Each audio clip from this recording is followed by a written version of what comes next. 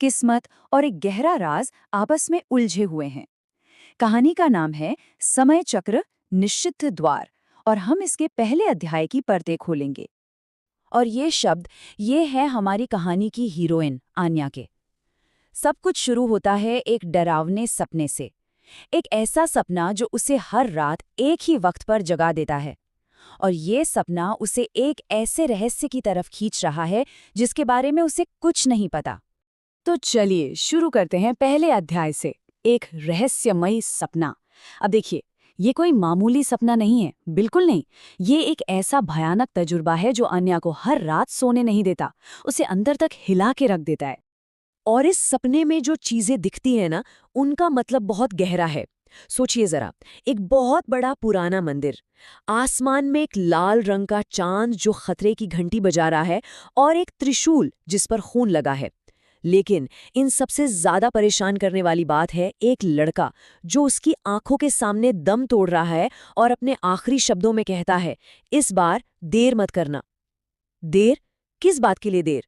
यही सवाल अन्या को सोने नहीं देता। और फिर आन्या की आंख झटके से खुलती है, पसीने से लथपथ, दिल जोर जोर से धड़क रहा है। सपने का डर वो अभी भी उसके साथ है, और उसे ये महसूस होने लगता है कि ये सिर्फ एक सपना नहीं था, इसमें कुछ ज्यादा ही हकीकत थी। तो अब हम आते हैं दूसरे अध्याय पर, हकीकत बनता सपना। और पता है, यही वो मोड़ है कहानी में जहां सपने और असलियत के बीच की जो पतली सी लाइन थी ना, वो मिटने लगती है। वो घबराहट में उठकर पानी पीने के लिए अपना हाथ आगे बढ़ाती है, और तभी उसकी नज़र अपनी कलाई पर पड़ती है। जो वो देखती है, उससे उसके होश उड़ जाते हैं। उसके दिमाग में बस एक ही सवाल गूंजता है, ये कैसे मुमकिन है? उसकी कलाई पर एक नीले रंग का निशान चमक रहा था, और ये कोई आम निशान नहीं था, नहीं। ये बिल्कुल बिल्कुल वही निशान था जो उसने सपने में उस मरते हुए लड़के के हाथ पर देखा था। ये पहला पक्का सबूत था कि उसका सपना अब उसकी हकीकत बन चुका था। और कहानी पहुंचती है तीसरे अध्याय पर, अनजान बुलावा।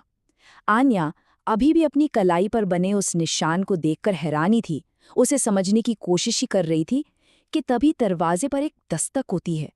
एक ऐसी दस्तक जो उसकी पूरी जिंदगी बदलने वाली थी। दरवाजा खोलने पर सामने कौन था? वही लड़का जिसे आन्या ने हर रात अपने सपने में मरते हुए देखा था। लेकिन वो जिंदा था, और सिर्फ इतना ही नहीं, उसकी कलाई पर भी वही नीला निशान चमक रहा था। सोचिए, ये कैसे हो सकता है? जिसे उसने मरते देखा वो उसके सामने खड़ा है। वो लड़का बहुत डरा हुआ था, और उसके मुंह से निकले शब्द इस राज को और भी गहरा बना देते हैं। वो कहता है, उन्होंने हमें ढूंढ लिया है, हमें अभी जाना होगा वरना बहुत देर हो जाएगी। कौन उन्होंने? कौन लोग हैं जो उन्हें ढूंढ रहे हैं, और जाने की इतनी जल्दी क्या है? अचानक से कमरे का माहौल एकदम तनाव से भर जाता है। और इसके बाद जो होता है वो बहुत तेजी से होता है। दीवारों से अचानक एक काला धुआं निकलने लगता है। हवा में ही एक अनदेखा सा दरवाजा, एक पोर्टल खुल जाता है, और इससे पहले कि आन्या कुछ समझ पाती, कोई अनदेखी ताकत उन दोनों को उस दरवाजे के अंदर खींच लेती है। और जब उनकी आंखें खुलती हैं तो वो कहाँ होते हैं? उसी प्राचीन मंदिर के सामने। जी हाँ, सपने वाले मंदिर के सामने। अब कहानी का चौथा अध्याय शुरू होता है, समय चक्र के रक्षक। मंदिर के सामने खड़े होकर अब वक्त आ गया था कि आन्या अपनी असली पहचान और अपनी किस्मत का सामना करे। तभी उस पुराने मंदिर के दरवाजे से एक प्राचीन अघोरी बाहर आते हैं, एक रहस्यमयी साधु जिनकी आंखों में सदियों का ज्ञान था। वो उन्हें देखकर कहते हैं कि वो उनका ही इंतजार कर रहे थे, और फिर वो उस राज से पर्दा उठाते हैं कि वो दोनों समय चक्र के रक्षक हैं। तो सवाल उठता है, ये समय चक्र आखिर है क्या भला? तो अघोरी उन्हें बताते हैं कि ये एक बहुत पुरानी शक्ति है, एक ऐसा धागा जो बीते हुए कल, आज और आने वाले कल को एक साथ बांधकर रखता है। और दांव पर क्या लगा है? सब कुछ। अगर ये चक्र टूटा तो खुद समय ही बिखर कर रह जाएगा, सब कुछ खत्म। लेकिन कहानी में एक और बड़ा मोड़ आता है। अघोरी उन्हें बताते हैं कि ये उनकी पहली लड़ाई नहीं है। वो उन्हें उनके पिछले कई जन्मों की झलकियां दिखाते हैं। वो हर युग में, हर जन्म में साथ लड़े हैं, समय चक्र के रक्षक बनकर। पर हर बार कहानी का अंत एक ही होता था। वो आखिरी मोड़ पर आकर हार जाते थे, असफल हो जाते थे। तो अब सबसे बड़ा सवाल ये है कि क्या इस बार वो अपनी किस्मत बदल पाएंगे? तो अब हम पहुंचते हैं 5वें अध्याय पर, निषिद्ध द्वार का रहस्य। ठीक है, रक्षक हैं, समय चक्र है, पर दुश्मन कौन है और आखिर वो चाहता क्या है? अघोरी एक और राज खोलते हैं, निषिद्ध द्वार का राज। ये एक ऐसा गेटवे है, एक ऐसा दरवाजा जिसे अगर खोल दिया गया तो समय चक्र टूट जाएगा। और कोई है जो इस दरवाजे को खोलने के लिए बेताब है, चाहे उसकी कोई भी कीमत चुकानी पड़ी। और ये दुश्मन कौन है? सुनकर शायद यकीन ना हो, पर ये दुश्मन कोई और नहीं बल्कि उसी लड़के का एक बिगड़ा हुआ रूप है।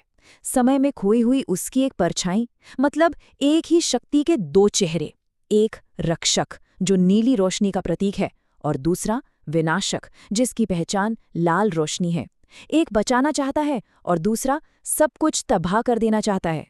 अघोरी कहते हैं, वह तुम्हारा शत्रु है, समय का एक विकृत प्रतिबिंब। सोचिए, ये लड़ाई कितनी मुश्किल हो जाती है जब दुश्मन कोई बाहर वाला नहीं बल्कि आपके अपने ही अतीत की एक टूटी हुई परछाई हो, जो आपको खत्म करने के लिए लौट आई है। तो पूरी कहानी अब इस 2 के आंकड़े पर आके टिक गई है।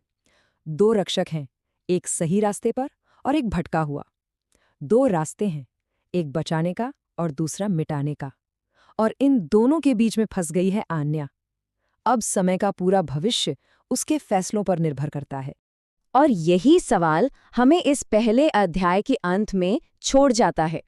सदियों से जो चला आ रहा है, जो नाकामी बार बार मिलती रही है, क्या इस बार आन्या उस सिलसिले को तोड़ पाएगी? क्या वो अपनी किस्मत और समय की किस्मत दोनों को बदल पाएगी? या फिर इतिहास खुद को एक बार फिर दोहराएगा?